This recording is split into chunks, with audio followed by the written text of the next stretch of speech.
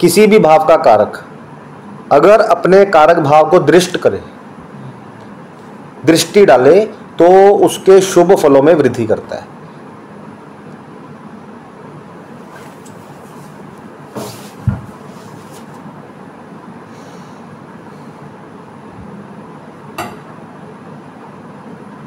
तो यहां आपके पास कितने अच्छे पॉइंट हो गए? दो हो गए, है ना। एक चीज का ध्यान रखिएगा, जब भी किसी भी भाव का कारक अगर अपने कारक भाव में बैठ जाए फिर उसकी हानि करता है। अच्छा। भावेश में क्या है कि भाव में रूल क्या है कि अगर किसी भाव का स्वामी अपने ही भाव में बैठ जाए तो उसकी वृद्धि करता है, लेकिन कारक में उलट है।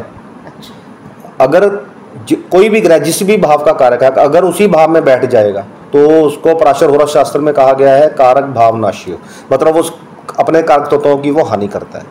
अच्छा। ये आप याद रखना, ये थोड़ा सा लिख लो। क्या लिखना है? ये किसी भी भाव का कारक अगर अपने कारक भाव में ही बैठा हो, जैसे किसी लड़की की कुंडली हम देख रहे हैं तो सप्तम भाव का कारक बृहस्पति हुआ ना, तो मान लीजिए अगर 7th में ही बृहस्पति बैठ गया तो फिर उस भाव की हानि करेगा, मतलब हानि का मतलब कमी कर देगा। लेकिन भाव में तो ऐसा होता नहीं है, जब भी किसी भाव का स्वामी अपने भाव में बैठता तो उस भाव की वृद्धि करता है। हाँ, इसमें कारक भी साथ में आ गया। हाँ, ये 3 चीजें हमने देखनी होती है ना मेन। देखिए कोई भी क्वेश्चन आपके पास आया तो सबसे पहले तो आपको ये देखना है कि वो किस भाव से संबंधित है, ठीक है। फिर उसको ऐसे ही एनालाइज करना है। पहले आप ये देखोगे कि उस भाव की स्थिति क्या है, उस भाव का भावेश कहाँ है और कारक कहाँ है। किसी भी भाव से अगर उसका भावेश छठा चला जाए, अष्टम चला जाए, 12th चला जाए तो उसकी हानि होती है। 6-8-12 अपने भाव से 6-8-12 चला, उसी तरह कारक में भी ऐसा ही है। किसी भी भाव का कारक अगर अपने कारक भाव से 6 चला जाए, 8 चला जाए, 12 चला जाए तो उसकी हानि होती है। अगर केंद्र में चला जाए त्रिकोण, अपने से केंद्र कौन से होते हैं 1 4 7, है ना, 1 4 7 10 हो गए, या पंचम 9th हो गए, तो उसमें जाएगा तो बढ़िया है। यहाँ भी अगर अपने से त्रिक में भी जाएगा ना, चाहे वो लगन कुंडली से त्रिक नहीं है, अच्छा, लेकिन वो अगर अपने भाव से भी त्रिक चला गया फिर भी उसकी हानि होगी जहां से वो त्रिक गया है, जहां से गया है। इसीलिए कोई भी ग्रह अपनी दशा में हर चीज की पूरा खात्मा नहीं करता, वो अच्छी दशा में हर चीज पूरी प्राप्ति होती, कहीं ना कहीं कोई ना कोई कमी जरूर रहती है, या फिर कहीं ना कहीं से लाभ। हाँ, अब परसेंटेज में हो सकता है फर्क कि आपको लाभ 70% हो रहा है, लॉस 30% हो, तो आप बढ़िया कहेंगे। अब ये उलट भी हो सकता है।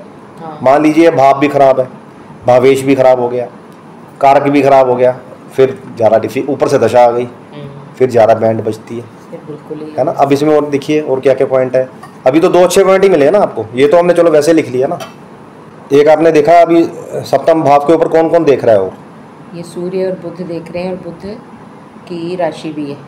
हाँ जी, तो बुध तो लग्नेश है, बुध लग्नेश है, तो लग्नेश क्या करता है, तो जहाँ देखता है उस भाव को अच्छा ही करता है ना। ये तीसरा पॉइंट और लिखिए अच्छा, फिर ये नोट करते हैं ना कि तीसरा पॉइंट अच्छा है ये, क्योंकि लग्नेश जहाँ भी देखेगा ना ये उस भाव की वृद्धि, शुभ फलों में वृद्धि करेगा, क्योंकि लग्नेश खराबी करेगा तो उसका अपना ही नुकसान होना है। अब और देखिए कोई और कोई देख रहा है, और किसी की दृष्टि, कोई नेगेटिव दृष्टि हो। शनि की दृष्टियाँ चेक कीजिए, 3 7 10 होती है। शनि तो नहीं देख रहा 7th हाउस को या 7th के स्वामी को, शनि, हाँ जी, शनि तो नहीं देख रहा, सेकंड है इसके तो इसके स्वामी को भी नहीं देख रहा, इसके स्वामी को तो देख रहा है। नहीं कैसे, 7th इसका स्वामी तो जुपिटर है ना, तो वो तो यहाँ बैठा है ना, तो यहाँ तो देख ही नहीं पाएगा शनि का, यहाँ तो नहीं देख पाएगा, नहीं देख। और मंगल को देख लीजिए, मंगल में आ जाएगी इसकी, नहीं आएगी, 9th है वहाँ। नहीं यहाँ और कौन देख रहा है, मंगल की दृष्टि भी नहीं है यहाँ, क्योंकि मंगल देख ही नहीं पाएगा यहाँ से, यहाँ कहाँ देखेगा। 1 2 3 4 5 6 है ना, मंगल की दृष्टियाँ होती हैं 4th 7वीं और 8वीं, है ना। शनि की होती है 3री 7वीं और 10वीं, और जुपिटर की होती है 5वीं 7वीं और 9वीं। 7वीं दृष्टि तो सभी की होती है ना। राहु केतु को एनालाइज कर लो आप, मंगल शनि तो नहीं देखते। हाँ जी, राहु 3rd हाउस में है।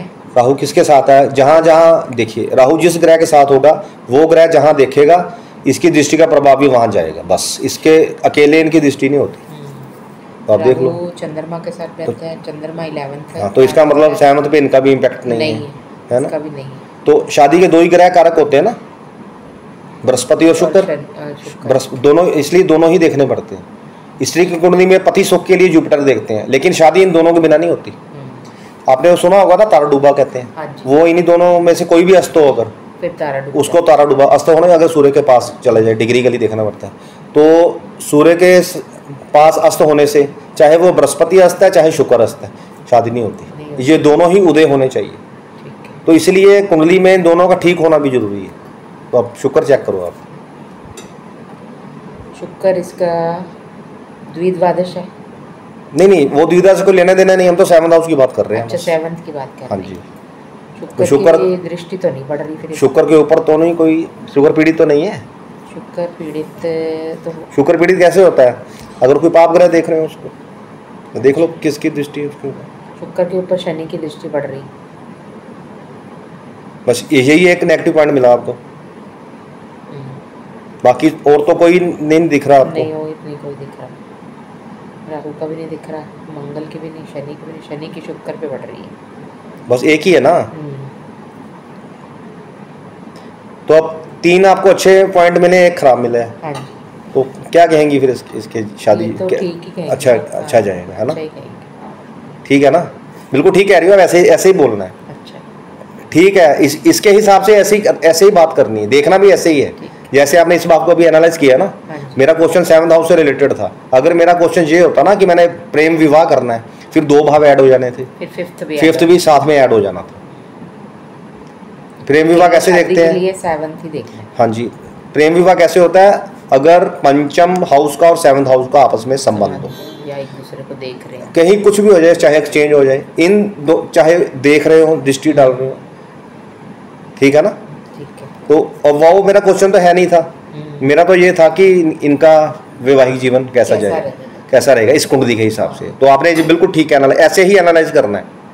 जैसे अभी आपने सारी दृष्टियाँ चेक की, सब कुछ चेक कर लिया, ठीक है। अब यहाँ से तो ये हो गया। अच्छा, अब ये है लगन कुंडली। हाँ जी। अब इसी की नवाश बनाओ आप। शादी कहाँ से देखते हैं? नवाश से। पहले तो लगन से देखना ही है। हाँ, पहले तो देखना ही है, लेकिन नवाश से चेक करते हैं। जो नवाश है वो शाश्वत है। अच्छा। क्योंकि उसका काम ही यही है, वो डेस्टिनी है।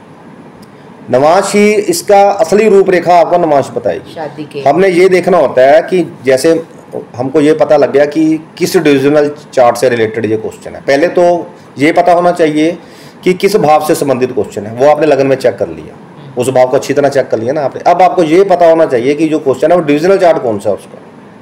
फिर वो वाला चार्ट देखना। अब मैं आपको उसका नवाश का चार्ट आप इसमें से बना लो।